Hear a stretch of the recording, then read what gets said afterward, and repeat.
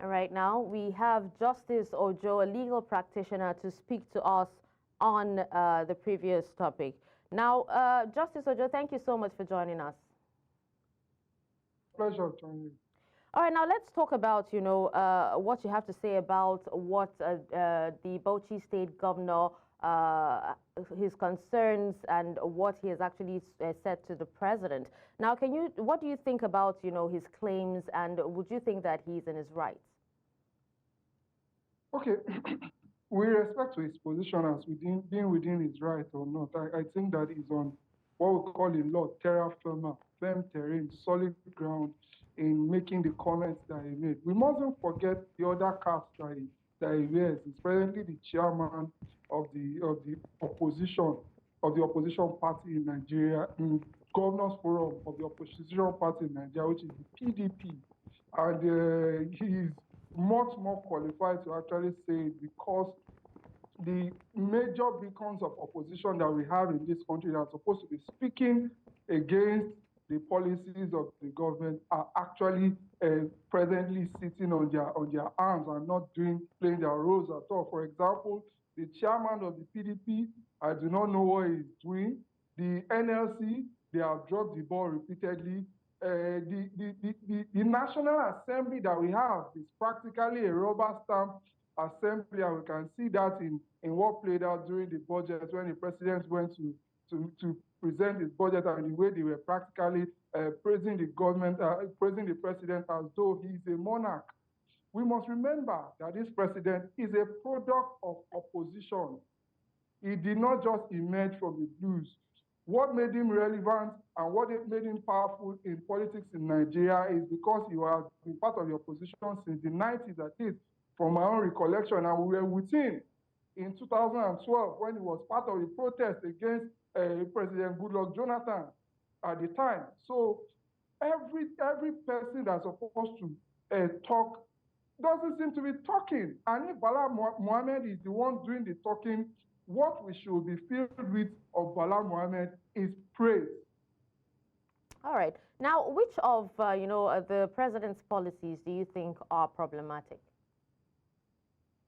to Nigerians? I think generally, I will not have had an issue with the increase in pump price because, as the Minister of Finance said, the ex-one Minister of Finance said before this president took over, he actually said that if we continue with this strict, that at some point we will not have monies at all to execute any form of capital project.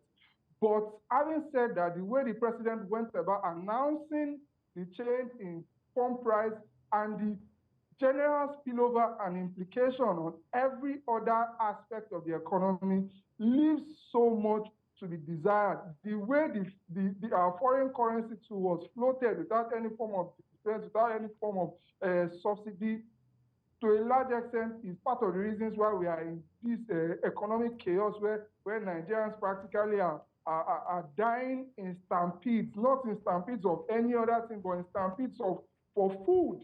The basic thing, the most important thing on Abraham Maslow's hierarchy of needs, being food, is now something that is out of the reach of the average Nigerian. So I feel that on grounds of the way they handle the foreign reserves is very, very unfair.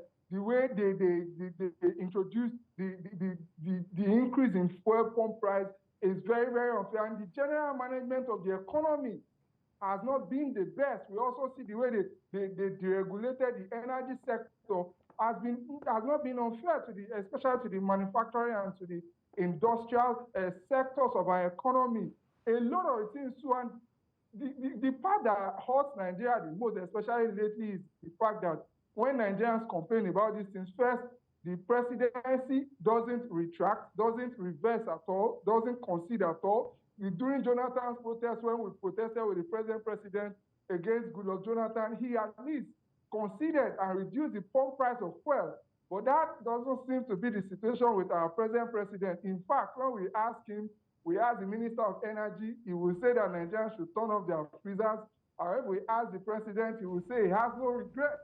So these are some of the things that I also think that messaging is very, very wrong. And the spinners of the message for the president, the propagandists that are surrounding him, are also not doing him any good with respect to telling him or showing him the barometer of the exact feelings of Nigerians on a lot of his policy issues.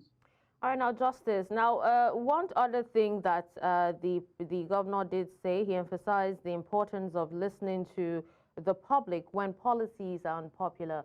Do you think that the Tinubu administration listens to public opinion before, dishing out some of their policies?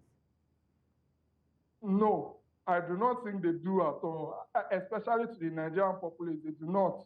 They listen to the World Bank, they listen to the IMF, but when it comes to listening, and maybe they listen to people too in their kitchen cabinet or their spinners and propagandists, but when it comes to generally listening to the Nigerian people, my answer to that is a very, very clear no. They do not listen to the Nigerian people. Okay. Thank you so much, Justice, for speaking to us.